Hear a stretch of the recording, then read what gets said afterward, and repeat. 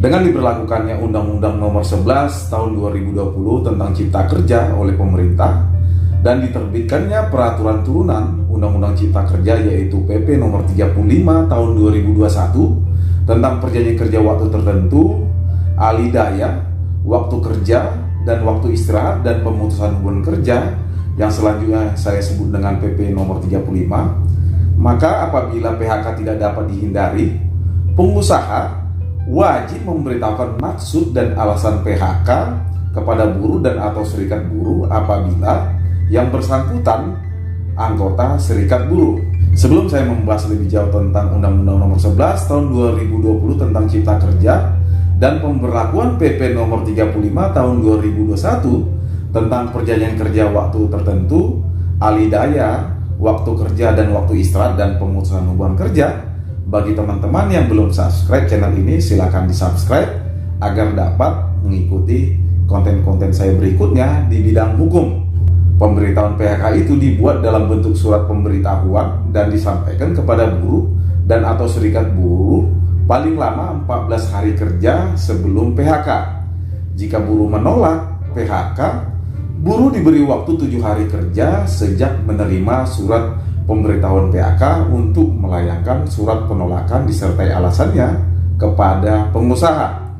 Dengan adanya ketentuan ini, pengusaha tidak perlu melakukan perundingan dengan serikat buruh atau buruh yang bersangkutan dan meminta penetapan Pengadilan Hubungan Industrial atau PHI untuk melakukan PHK sebagaimana sebelumnya telah diatur dalam Pasal 151 Undang-Undang Nomor 13 Tahun 2003 tentang Ketenagakerjaan yang selanjutnya saya sebut dengan Undang-Undang Ketenagakerjaan.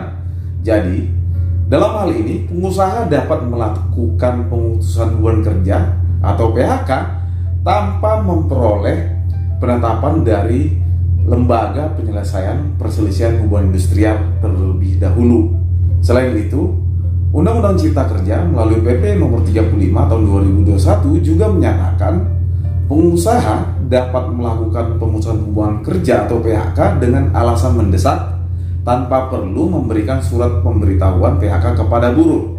Jadi, pengusaha bisa langsung melakukan PHK terhadap buruh tanpa pemberitahuan jika buruh diduga melakukan tindakan yang masuk dalam kategori alasan mendesak sebagaimana diatur dalam perjanjian kerja, peraturan perusahaan atau PP, atau perjanjian kerja bersama atau PKB. Atas PHK tersebut, buruh berhak atas uang penggantian hak sesuai dengan ketentuan yang diatur dalam pasal 40 ayat 4 dan uang pisah yang besarannya diatur dalam perjanjian kerja, PP, atau PKB. Bentuk-bentuk pelanggaran yang bersifat mendesak sebagaimana dijabarkan dalam penjelasan pasal 52 ayat 2 PP Nomor 35 Tahun 2021 itu sama seperti yang sebelumnya telah diatur dalam pasal 158 Undang-Undang Ketenagakerjaan yang sebelumnya sudah dibatalkan oleh putusan Mahkamah Konstitusi. Bentuk-bentuk pelanggaran yang bersifat mendesak sebagaimana dijabarkan dalam penjelasan pasal 52 ayat 2 PP Nomor 35 Tahun 2021 itu sama seperti bunyi pasal 158 Undang-Undang Ketenagakerjaan yang sebelumnya sudah dibatalkan oleh Mahkamah Konstitusi atau MK melalui putusan MK nomor 012 garis miring PUU garis datar 1 Romawi garis miring 2003 tertanggal 28 Oktober 2004. Mahkamah Konstitusi menyatakan pasal 158 Undang-Undang Ketenagakerjaan bertentangan dengan Undang-Undang RI tahun 1945 dan tidak mempunyai kekuatan hukum yang mengikat. Jadi, pemberlakuan PP Nomor 35 Tahun 2021 ini dianggap telah membangkitkan kembali pasal 158 Undang-Undang Ketenagakerjaan yang sebelumnya sudah dibatalkan melalui putusan Mahkamah Konstitusi. Ada 10 bentuk pelanggaran bersifat mendesak sebagai alasan pengusaha untuk dapat melakukan PHK yang diatur dalam perjanjian kerja, peraturan perusahaan atau PP atau perjanjian kerja bersama. Pertama, melakukan penipuan, pencurian atau penggelapan barang atau uang milik perusahaan. Yang kedua, memberikan keterangan palsu atau dipalsukan sehingga merugikan perusahaan. Yang ketiga, itu mabuk atau meminum minuman keras memakai atau mengedarkan narkoba, psikotropika, dan zat adiktif lainnya di lingkungan kerja. Yang keempat itu melakukan perbuatan asusila atau perjudian di lingkungan kerja. Yang kelima, menyerang, menganiaya atau mengancam atau mengintimidasi teman sekerja atau pengusaha di lingkungan kerja. Yang keenam, membujuk teman sekerja atau pengusaha untuk melakukan perbuatan yang bertentangan dengan peraturan perundang-undangan yang berlaku.